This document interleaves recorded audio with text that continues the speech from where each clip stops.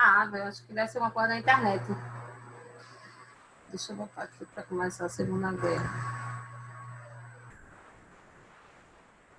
É a Segunda Guerra, não, é a Segunda Aula, Daniel. Não, é porque a Segunda Guerra é o assunto.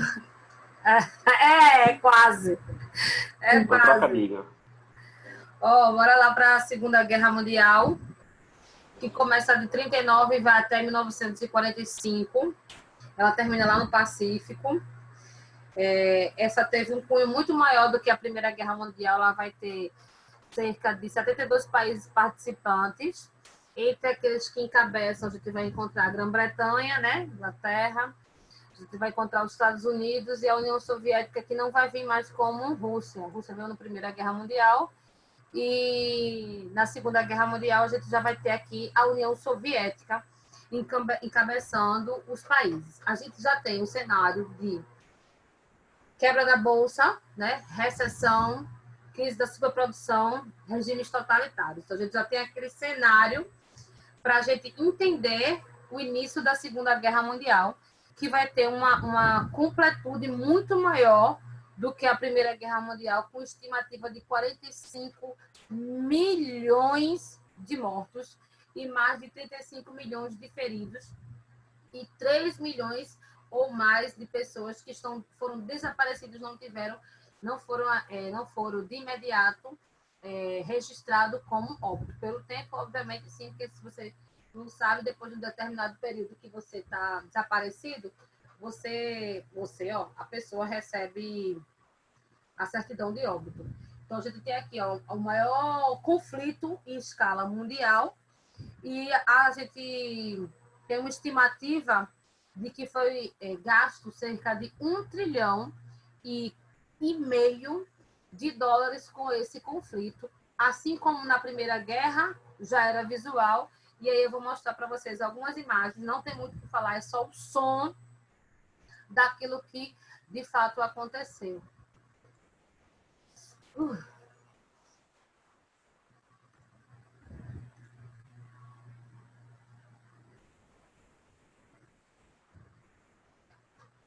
Cadê?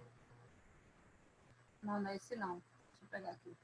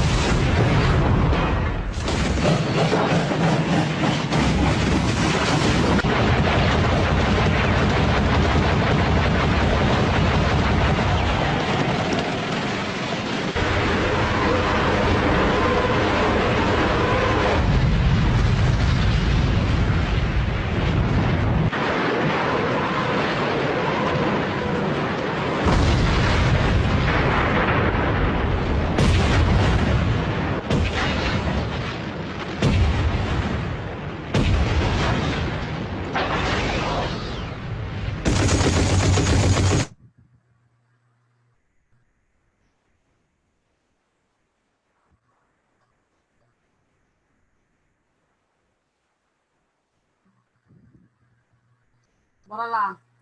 Aqui não é filme. Aqui, embora a Segunda Guerra Mundial seja o episódio histórico mais retratado em filmes e o período histórico mais retratados em jogos, também, aqui a gente está falando de vidas, fatos. Então, às vezes a gente acaba vendo tanto na ficção que a gente vê uma cena como essa e parece que é uma cena de filme, né? Que as pessoas são atores, não. Ali são pessoas que realmente estão dando a sua vida por uma causa naquele contexto de influências meramente expansionistas, capitalistas, que vai se configurar no maior conflito amado de toda a história, como eu já disse a vocês, 45 milhões de mortos, essa é a principal estimativa, com 35 milhões de pessoas feridas e mutiladas e 3 milhões de pessoas que desapareceram nesse contexto de guerra, com 1,5 trilhão de dólares que foi utilizado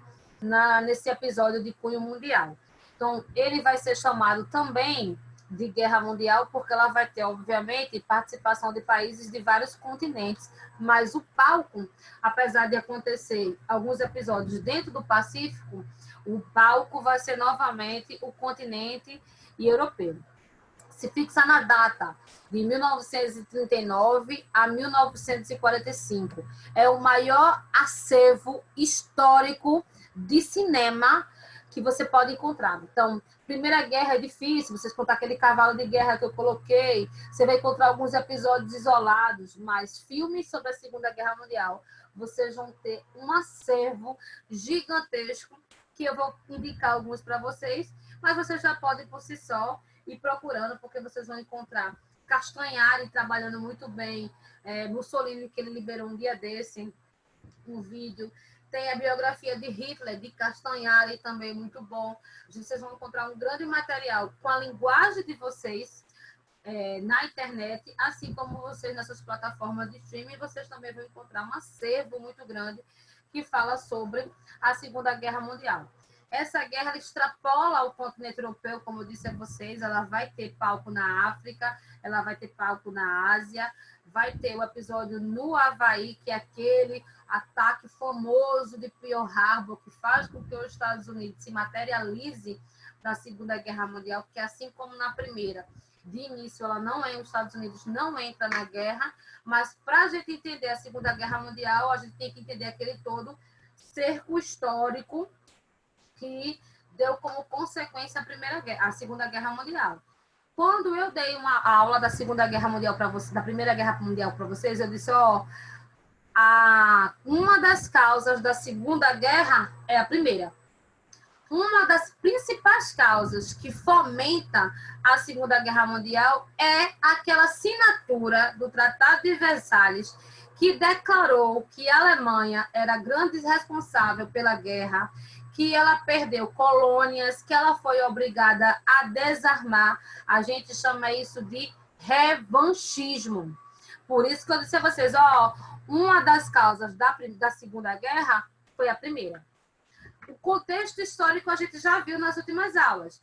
A crise econômica propiciada pela queda da Bolsa, pela grande recessão norte-americana, que fomentou aquelas ideologias totalitárias, nazismo, fascismo, a gente já viu. Então, a gente já tem um cenário aqui que só faltava ter o quê? O engate para a Primeira Guerra Mundial. E as causas, as razões, o cenário a gente já está vendo. E as causas? A primeira, a imposição do Tratado de Versalhes, que responsabilizava a Alemanha por todo o trâmite da Primeira Guerra Mundial. A Alemanha vem como revanche. A Alemanha, dentro do seu anseio, surge a doutrina nazista, que tem a ideia de, que eu vou falar já, do espaço vital da Alemanha precisa. Não é algo que é algo vital, é algo que sem isso eu não posso viver. Né? O sangue, o ar é algo vital. Sem isso, eu morro. Assim vai ser essa ideologia da Alemanha do espaço vital. A Alemanha, para se sobrepor, para existir, ela vai precisar expandir o seu território. Lembra, a gente já viu isso na Primeira Guerra. Aquela ideia de expansionismo, que a gente chamou de imperialismo, deu na Primeira Guerra. E na Segunda Guerra não vai ser diferente. Então, a gente já tem o Tratado de Versalhes e as duras sanções da Alemanha. Outro ponto, a crise econômica fomentada pela crise de 29, que a gente concluiu na nossa primeira aula ali. Então, a gente já tem outro aspecto que vai fomentar a Segunda Guerra Mundial. A gente vai ver o surgimento desses partidos de ordem extremistas na Europa, como o partido nazista e o partido fascista. Vai surgir naquele período ali Adolf Hitler, que chegou ao poder em 1933, e aí começa a defender a ideia, olha, presta atenção, da superioridade da raça ariana, da superioridade da raça alemã. Primeiro, Tratado de Versalhes. Segundo, crise. Terceiro, regimes totalitários. Dentro desses regimes totalitários, vou chamar a atenção para o regime de Adolf Hitler. Por quê? Porque ele vai impregnar na sua nação, em toda a população, sem distinção de homens, velhos, mulheres e crianças, soldados, todo mundo, a ideia da superioridade da raça alemã. E culpar os judeus pela falha da Primeira Guerra e pela crise econômica que a Alemanha sofria. A crise que a Alemanha sofria foi por causa do Tratado de Versalhes. A crise econômica que a Alemanha sofria foi por causa da crise da Bolsa, da crise da recessão norte-americana. Mas todo mundo precisa de um bode expiatório. E o bode expiatório para a questão histórica do alemão, foi o judeu. Para vocês, quando alguém falar sobre a questão do Holocausto, vocês voarem. Então, assim, eles tinham raiva do judeu porque ele queria formar uma grande raça ariana. Bom, tá certo. Mas por quê? Porque eles culpavam os judeus pela crise econômica que a Alemanha sofria. Crise essa que tinha surgido pelo próprio alemão com o final da guerra, né? E pelas imposições dos países europeus à Alemanha. Mas eu preciso culpar alguém. E eu vou culpar quem? Eu vou culpar os judeus, porque é eles aí, ó. Eles não são arianos, eles são semitas. Então, como é que ele vai vestir a nossa ideia do patriotismo se eles não são como a gente? Então, a partir daí, surge um regime de segregação racial. Diferente dos outros regimes ditatoriais, o regime do nazismo, ele vai perseguir os judeus. Não só os judeus, como a gente vai ver que os ciganos, também os homossexuais, as pessoas deficientes físicas e mentais, para eles não presta. A raça tem que ser pura, limpa. Essas pessoas têm alguma falha de caráter mental ou físico, não faz parte da supremacia ariana. Então, a gente já tem aqui uma ideologia que pregava que uma raça é superior às outras. Quando eu me julgo superior, eu abaixo todos os outros. E, para isso, eu vou passar como um rolo compressor. E é isso que a doutrina nazista também fazia. Outro ponto, além da supremacia da raça ariana, da raça alemã, surge o que eu tinha falado no início da aula, a ideia do espaço vital, Lebensraum, que é a ideia de que para que eu possa sobreviver, para que a grande nação alemã possa sobreviver, ela precisa se expandir. E aí vai estar a justificativa da expansão de Hitler. Aí você vai dizer, mas pelo Tratado de Versalhes, eles podiam se expandir? Não. Pelo Tratado de Versalhes, eles podiam se militarizar? Não. Mas a gente vai ter, de um lado, um regime totalitário de esquerda, com Stalin. Do outro lado, a gente vai ver o regime de extrema-direita, com Hitler. E aí, qual é a ideia dos países que fizeram parte do Tratado de Versalhes? Oxe, deixa quieto, que dois bicudos não se beijam, eles vão se bicar. Não sabia eles que eles tinham feito um pacto de não agressão. Repito, sempre que falar sobre a ascensão de expansão nazista, você tem que se lembrar disso. Que a ideia a priori era, poxa, a gente já está cansado de uma guerra, não vai vir outra guerra não, deixa eles. Outra coisa, deixa, porque ele vai se encontrar com o Stalin, dois bicudos não se beijam, o pau vai cantar. Não sabia que eles tinham feito um pacto de não agressão. Também tem a questão econômica da Itália também, tá? A Itália também está naquele período que sofre a questão econômica, que também fomentou com a ascensão de Benedito Mussolini através do partido fascista. Então, a gente vai encontrar aí uma Alemanha com um regime totalitário, que tem aquela mesma ideologia de extrema-direita com o agravante de uma ideia de superioridade racial, mas vai se encontrar com Mussolini, com as ideias de Duce, com a ideia do fascismo italiano, que também tinha também a mesma ideia de expansão, tanto que eles invadem a Etiópia em 1935, ou seja, 4 anos antes da guerra, a Itália já estava no período de expansão. Ora, isso podia? Óbvio que não. Quando as fronteiras ficaram delimitadas pelo Tratado de Versalhes, a ideia da Liga das Nações é que as fronteiras do país elas se mantivessem, coisa que foi desrespeitada, mas até então todo mundo assistiu de camarote esses dois partidos, fascistas e nazistas, começarem a ascender e absolutamente ninguém fez nada. Menino, peraí que travou aqui para mim, travou tudo.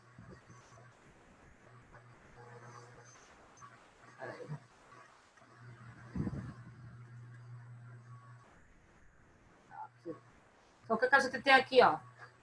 Causas da Segunda Guerra: crise econômica, governos totalitários, política expansionista. A gente sabe que essa política expansionista aqui deu a Primeira Guerra.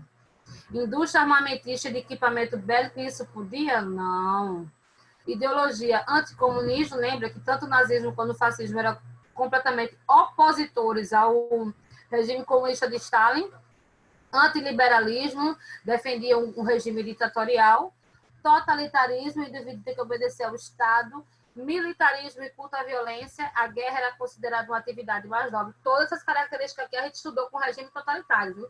Todas essas aqui a gente viu.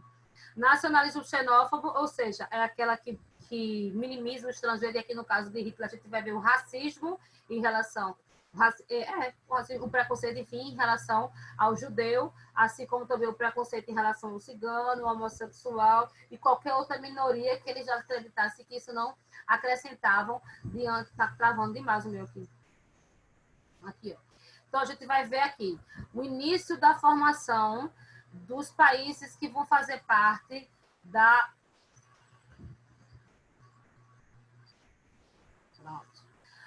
Segunda Guerra Mundial. Esses dois líderes totalitários, Hitler e Mussolini, eles vão assinar no ano de 1936, ou seja, 3 anos antes da guerra, um tratado de amizade e colaboração. Então, a gente já vê uma aliança se formar aqui. Faltava depois só entrar o Japão. Mas desde 1936, já existia uma aliança entre Hitler e Mussolini e formava o eixo. Por isso que é chamado de países do eixo. Formava o eixo Roma-Berlim. Quando a guerra começa em 1939, em 1940, o Japão faz parte do eixo também. Então, a gente vai ter o eixo Roma, que são as capitais, tá? Roma, Berlim, Tóquio. Fazia uma ligação da Europa com a Ásia. Aí formou os países do eixo, ficou o principal tríplice que fomentavam em si esse lado que a gente chama de países do eixo. Lá na frente, eu vou também explicar para vocês que vai ter os opositores, que a gente vai chamar dos aliados, que vai entrar a Inglaterra, vai entrar a França e depois entra os Estados Unidos com o ataque de Pearl Harbor em 1941 e a União Soviética depois que Hitler descumprir o Tratado de Não Agressão. Então, aqui a gente vai ter inicialmente esses cenários, países do eixo e países aliados. Essa guerra teve um montante muito maior de países, mas esses países são os que vão encabeçar, porque vão ser os que vão ter que traçar a estratégia da Segunda Guerra Mundial. Lembra, de início os Estados Unidos não entram, os Estados Unidos só entram em 1941, quando ele tem uma base no Pacífico, uma base chamada de Pearl Harbor, atacada pelo Japão, e eu coloquei isso na aula, que é porque o Japão tinha a pretensão de ter toda a expansão do Oceano Pacífico, e aí ele ataca Pearl Harbor, os Estados Unidos entra na guerra, e a União Soviética que não entrou, porque até então ela tinha um pacto de não agressão com Hitler, e esse pacto germano-soviético acaba sendo descumprido, e aí a União Soviética na guerra. Também vou falar sobre a participação do Brasil, que entra em 1942, e ele sai da neutralidade, mas ele entra na guerra basicamente em 1944, quando ele vai enviar a Força Expedicionária Brasileira, a FEB, com aquela questão do a cobra vai fumar, que às vezes a gente fala, não sabe nem que essa expressão está relacionada aos pracinhas brasileiros que lutaram na Segunda Guerra Mundial. Aqui a gente tem algumas pessoas que têm uma participação significativa na guerra. A gente vai encontrar do Japão, da Itália, da Alemanha, União Soviética, e Estados Unidos e Inglaterra, né? Winston Churchill, que tem um filme sobre ele muito bom, de vez em quando passa na Netflix, eu não sei. Netflix não, passa na Sky, eu não sei precisar qual hora que passa, que sabe que a Sky é aquela ideia a maluquinha. Então vamos lá. Para a gente entender os motivos que levaram à Segunda Guerra Mundial, a gente tem que entender o contexto histórico, que é o que a gente vem fazendo, tá? O primeiro ponto a gente já viu, é o final da Primeira Guerra. A culpa ficou para a Alemanha pela imposição do Tratado de Versalhes. Ponto 1. Depois, crise econômica. 2.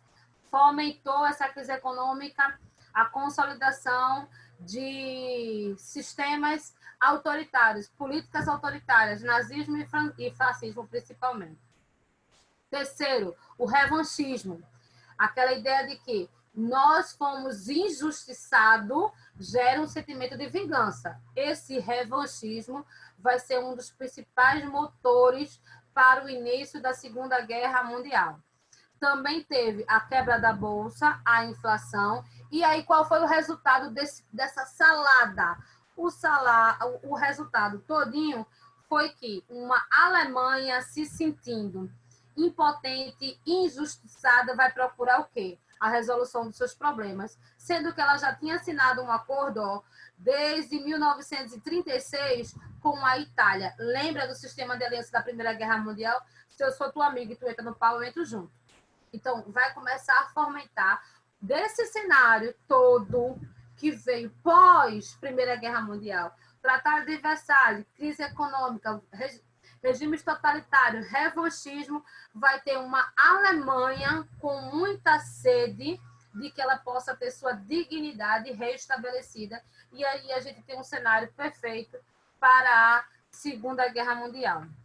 Como eu já disse a vocês, como eu já falei e vou repetir pela milésima vez, aquele Tratado de Versalhes, no final da Primeira Guerra Mundial, ele é a chave para a gente entender a Segunda Guerra, porque a Alemanha vai criar na sua sociedade o sistema de revanchismo, o sentimento, somado à situação econômica, somado aos diversos fatores sociais que propiciaram o surgimento desse partido nazista, que vai trazer o ex-cabo do Exército, como Adolf Hitler, como principal nome dessa ideia de revanche. E aí eles têm um acordo desde 1936 com outro regime totalitário da Europa, da Itália, com Benito Mussolini através do partido fascista. Aquela ideia da Alemanha de superioridade, de espaço vital, de expansionismo, de revanchismo, vai levar que existe uma fragilidade em relação à política europeia, e a questão da Segunda Guerra Mundial era só questão de tempo. E aí vai vir um estopim que vai propiciar a Primeira Guerra. Ó, você tem que lembrar que a Alemanha sofreu aqui, ó, as duras imposições do tratado. Eles precisavam ter desmilitarizado, abolição do serviço militar obrigatório, proibição de possuir armamento, mas ele fez tudo, não foi não? Fez tudo. E por quê? Primeiro, eles não acreditavam que viria outra guerra. Poxa, ele saiu de 4 anos de guerra, vai vir outra? Vem. E deixa ele porque ele vai encontrar uma pessoa boa do lado dele, ele vai encontrar apenas Stalin. Porém, não sabiam que os dois tinham pacto de não agressão. Pagamento de pesadas indenizações de guerras e perdas de colônia. Então, a gente pode perceber que tem um cenário perfeito, tem uma ideia muito louca, né, muito louca de que nós somos superiores e tem o espaço vital. E a população vai cair nessa ideia? Vai sim. Gente, quando a gente está numa situação precária, quando a gente está numa situação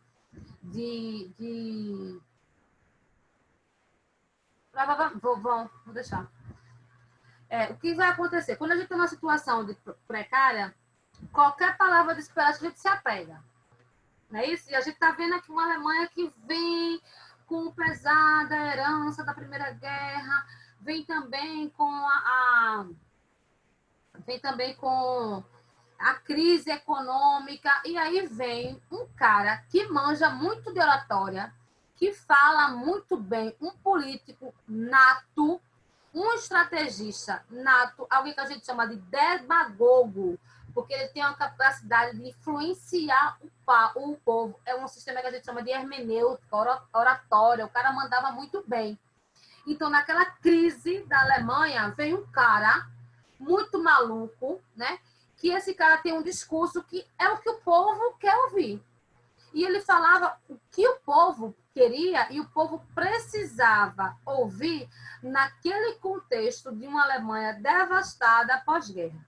Ah, Dani, então quer dizer que a culpa não é só de Hitler? A culpa não é só de Hitler. Mas acontece para aquele cenário histórico da anterior à Segunda Guerra Mundial, toda a Alemanha comprou aquele discurso. Toda a Alemanha comprou.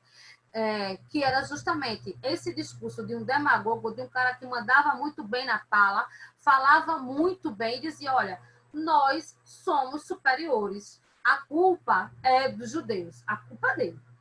Nós somos melhores, nós somos superiores, a nossa raça é superior. Outra coisa, para que a gente possa continuar sendo uma grande nação ou se tornar uma grande nação, a gente tem que expandir. A gente chama isso de espaço vital. Na época, já existia mídia impressa. Na época, já existia aquela primeira ramificação dos meios de comunicação. E aí esse discurso de Hitler se propagou como um raio naquela sociedade e aquela sociedade comprou aquela ideia. Mas, Dani, é uma ideia xenofóbica, é uma ideia genocida. Sim, mas para aquele contexto histórico da época, aquela população se ateve àquele discurso. Você queira julgar certo ou errado, mas se ateve. O conceito histórico era aquele. É feito tudo na aula de Maquiavel, o povo fala, Maquiavel é um desgraçado. Mas vai ver o contexto histórico de quando ele escreveu O Príncipe, não é justificando, mas você dá para entender porque ele escreveu, né? Dá para entender porque ele colocou que o rei era tão miserável. E aqui, nesse contexto histórico de uma Alemanha lascada, com a Primeira Guerra Mundial, com todo o processo econômico, aí surge aquele discurso de que existe uma salvação, e aí os mais amplos setores da sociedade começam a comprar esse discurso desse líder que era doido, mas que tinha uma oratória perfeita, e aí, em geral, a Alemanha compra esse discurso e culpa toda a comunidade judaica de todo o problema que a Alemanha vinha sofrendo nos últimos anos. E aí chega esse líder, né, passa a se tornar o Führer, o líder, e forma uma nova estrutura de governo na Alemanha, como a gente já estudou, né? Ele cria o Terceiro Reich, o Terceiro Império. E aí a Alemanha começa a se remilitarizar, a novamente criar condições para um contra-ataque em relação à Primeira Guerra Mundial, tá? Deixa eu botar aqui agora para mostrar. E aí também vem surgir a ideia de Mussolini, que eu também já dei essa aula lá sobre os regimes totalitários, a Itália do mesmo jeito, crise econômica, desemprego. Aí em 1919 surge o Partido Nazista, o Partido Fascista, que as principais características a gente também já estudou, que era a aversão à democracia liberal, a aversão ao socialismo, e aí ele surge como oposição àquele regime de Stalin. Então não cai nessa lábia de dizer assim, que esses partidos eram de direita que não era, desculpa, de esquerda que não era, aí surgem os dois partidos de extrema direita em oposição àquele partido de esquerda que foi justamente o que propiciou a Revolução Russa. Então a gente já tem um cenário aqui que vai ter propício para a Segunda Guerra Mundial. Dois partidos de extrema direita com um partido de extrema esquerda. Peraí, deixa eu mostrar aqui. Aí surge as ditaduras de extrema direita, né, que a gente sabe muito bem que é o nazismo e o fascismo, né? Ambos surgem nesse contexto de crise econômica, né, de ideia de que se precisa de um líder forte para resgatar esse país da crise econômica, e aí surgiu partido único, que a gente já viu como característica de países de sistemas totalitários, polícia política de eliminação de toda oposição, censura, tudo isso aqui, ó, poder total ao ditador, ele centralizando todo o poder, controle do que é ensinado nas escolas, que a gente vai ter. Perguntaram o quê? Eu vou liberar, porque eu não me lembro nunca de botar em PDF, tem que me lembrar durante a semana. Eu nunca lembro de passar para o PDF. Mas esse daqui eu só posso transformar o do totalitarismo e da crise de 29, porque eu só libero esse quando terminar. Aí, então, a gente tem aqui, ó, tudo isso aqui a gente já viu naquela aula de regimes totalitários. Por isso que está tudo muito ligado com a Segunda Guerra Mundial. E a gente vai ter também nesse quadro aí, agora, da Segunda Guerra, a gente vai encontrar a participação de um país importantíssimo do cunho asiático. A gente vai ver o Japão, na sua política de expansão territorial também, se aliar com os países do eixo e formar o eixo Roma, Berlim e Tóquio. E a gente vai ver formados já os países que fazem parte do eixo. A gente vê aqui, ó, uma foto histórica de Hitler com Mussolini, né, ambos pertencentes ao eixo, né? Aqui a gente vai encontrar a ideologia do partido nazista, né? Os discursos de Hitler que já deu meu tempo, foi que fomentava já esqueci. Ó, vai para casa aí, ó. Cadê? Amiga, Oi. me tira uma dúvida. Esse slide, porque eu estou perguntando para mim, vai estar disponível lá no Drive? Ela Eu sempre falou, mando para esse não, agora tem quando que me lembrar terminar. de, durante a semana, converter os regimes totalitários. Me lembra, pede para alguém me avisar na quinta? Na quinta? Totalitários Beleza. e a seção dos Estados Unidos. Espera aí, que aí eu vou me lembrar de... Deixa eu botar aqui no meu nos meus milhares de post-it. Converter E PDF. minha gente, alguém de vocês fica assim, para lembrar a Dani, Na entendeu? quinta. Na quinta-feira. Aí porque se eu passar em PowerPoint fica pesado, meu computador tá pesado que só.